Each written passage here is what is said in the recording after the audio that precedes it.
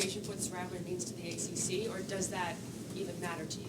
It don't matter. No, we're not.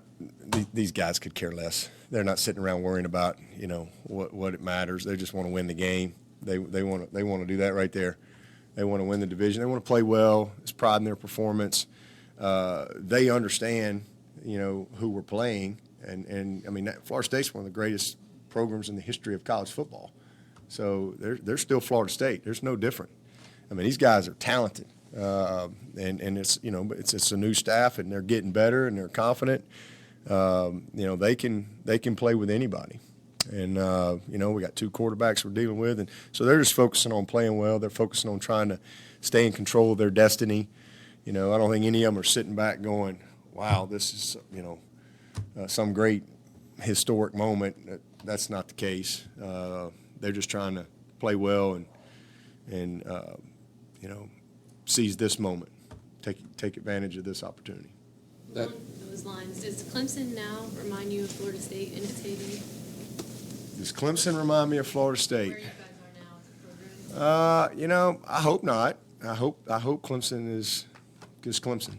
I mean, we're not trying to be anybody else. We're not trying to remind anybody of anybody else. We're just trying to be the best version of us, year in and year out.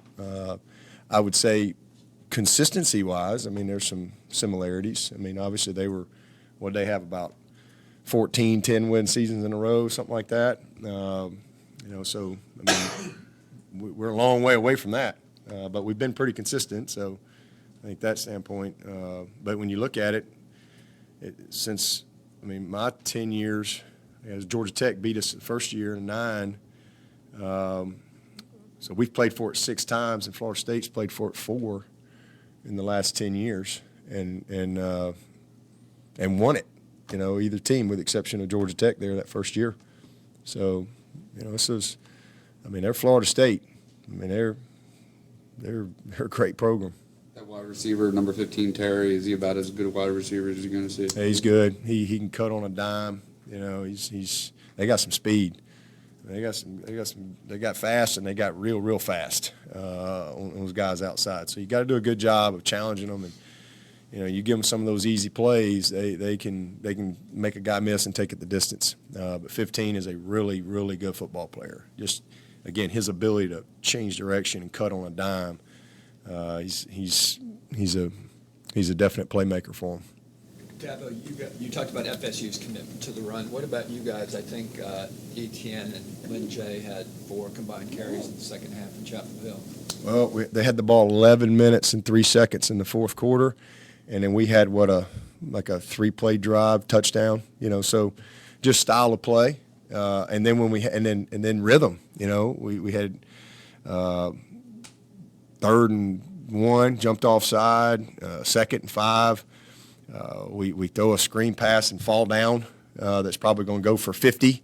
So just rhythm in the offense. And again, time of possession. I mean, sometimes we only had 60-something snaps. I mean, we try to get 80+ snaps a game, and sometimes that gets affected because we've been explosive too, and you can have a big play touchdown, and that can deviate that or skew that a little bit, but.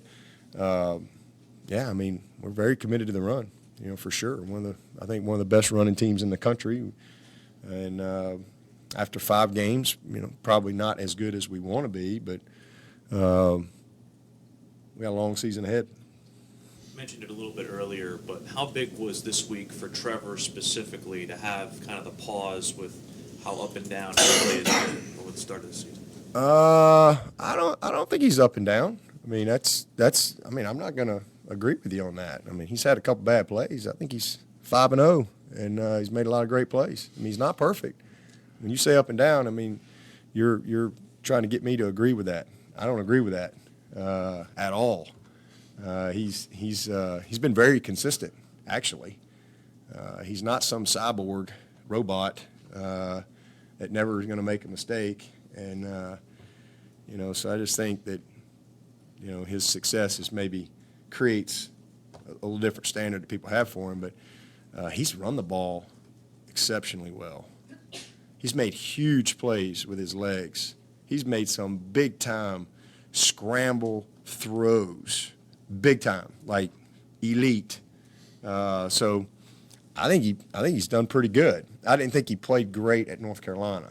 I thought he had a couple of mental errors that he doesn't normally have, and he missed a touchdown throw. But I wouldn't say he's up and down. I think he's been pretty consistent. Can he do better? Sure, absolutely. There's not anybody coaching or playing that can't improve and get better. But the break for him was good, just like not because he's been some bad player.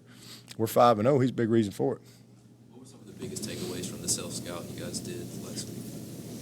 Well, I'm not going to get into our analysis. I would think, I'm sure this is riveting TV. People watch these press conferences, so I'm not going to get into our self-scout, but it's very beneficial to us, and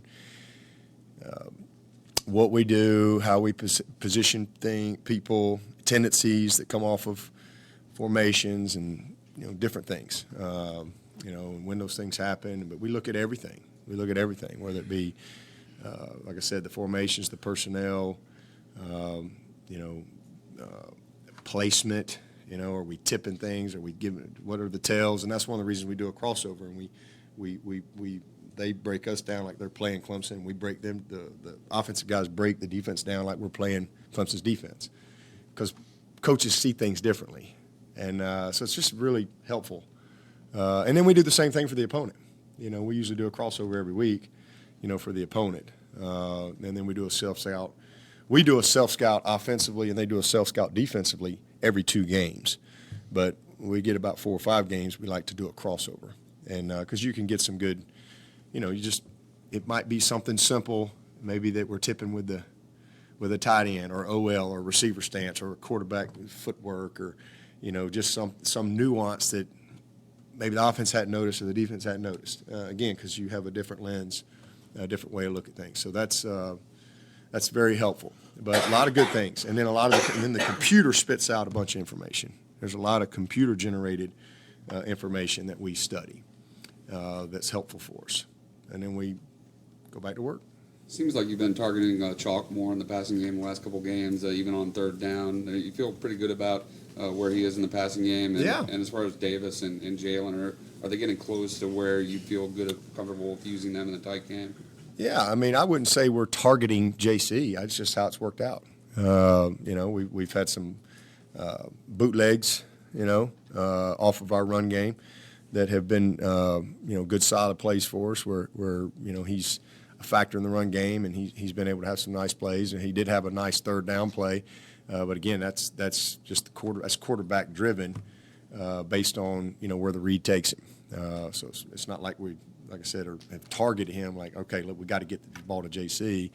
It just happens, and not trying to force anything, but on that, I've been really pleased with him. He's made some nice plays. He's become really steady. His confidence is up. He's become, he's still improving and developing, but he's really made some good progress in 5 games as far as what we need him to do in the run game.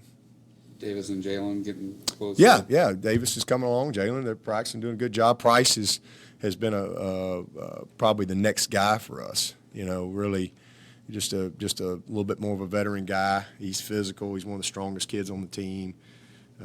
He's got a nice edge to him that we like, and he's probably the most dependable. The next guy, and then those other 2, we're bringing them along. Thanks, Coach.